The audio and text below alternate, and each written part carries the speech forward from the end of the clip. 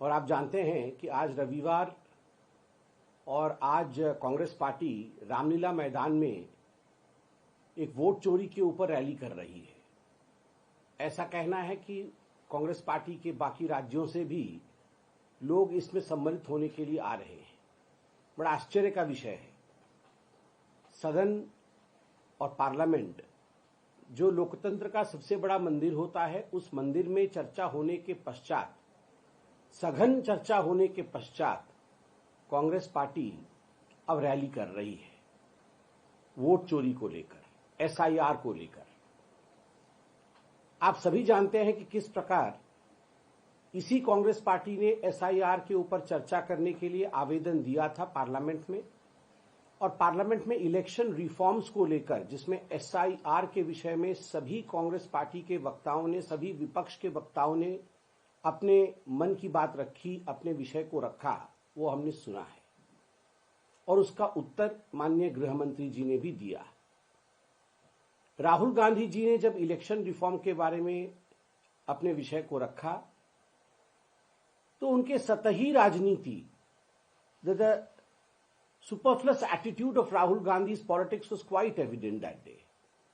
जो व्यक्ति हर दिन टी शर्ट पहनते थे, वह व्यक्ति उस दिन कुर्ता पजामा पहन के आए और उन्होंने एक बहुत बड़ा लेक्चर खादी के ऊपर दिया कि खादी जो है वो देश की आत्मा होती है। कांजीवरम साड़ी से लेकर बाकी सभी साड़ियों के विषय में और किस प्रकार फैब्रिक एक दूसरे से जुड़े हुए हैं, एक फैब्रिक के ऊपर हमें लेक्चर सुनने को मिला। अब देखिए, एक व्यक्ति जो कभी खादी नहीं पहनता है, एक व्यक्ति जो टी शर्ट पहनता है, वो केवल एक भाषण देने के लिए खादी पहन के आता है। उसी से ही राजनीति के असली रूप, असली रंग ढंग राहुल गांधी जी का ये मालूम पड़ता है।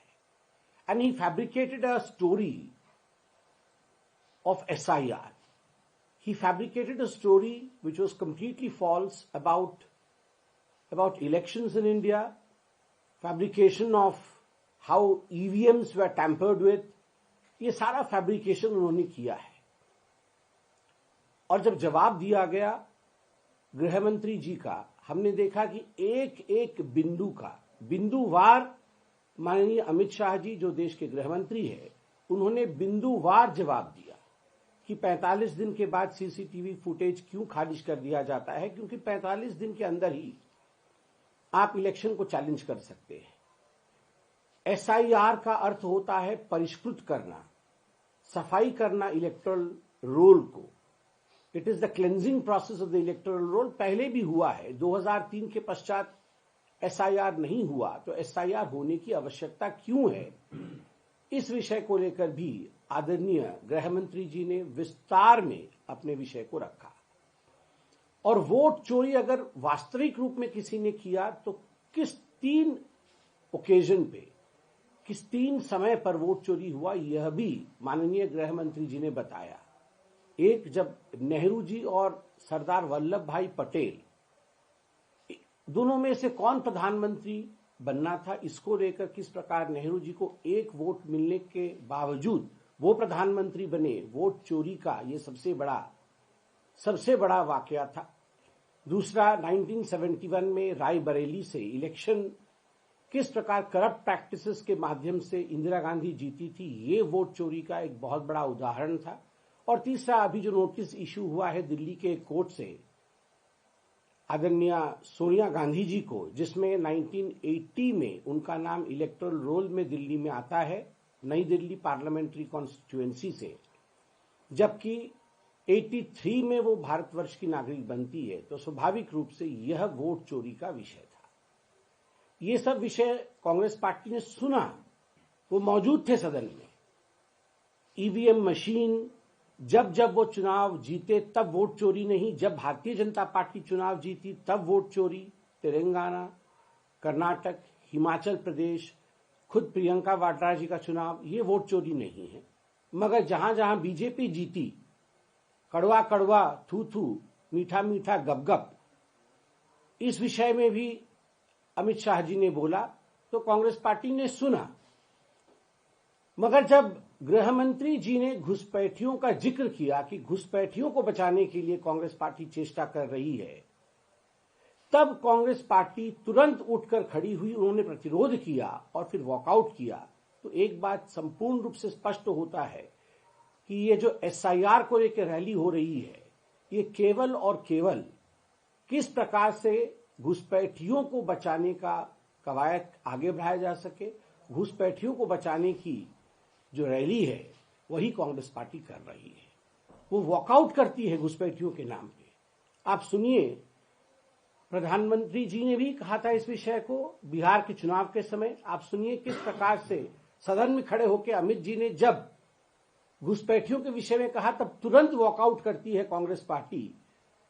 स्वाभाविक रूप से कांग्रेस पार्टी को सोचना होगा कि आखिरकार ये जो अपीजमेंट की राजनीति है, तुष्टीकरण की राजनीति है, कब तक ये करेगी।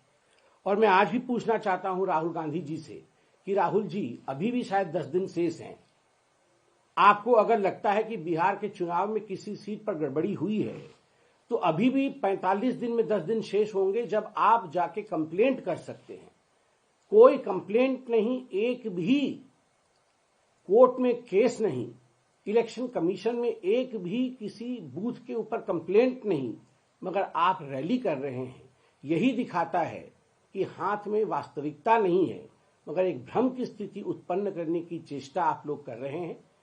लाख कोशिश कांग्रेस पार्टी भटकाने की कर ले और हमारी संवैधानिक संस्थाओं को अपमानित और बदनाम करने के लिए कर ले, मगर विदेश भी जानता है, पूरा विश्व जानता है कि भारतवर्ष का लोकतंत्र एक बहुत सघन लोकतंत्र है और इसे हिलाया नहीं जा सकता है।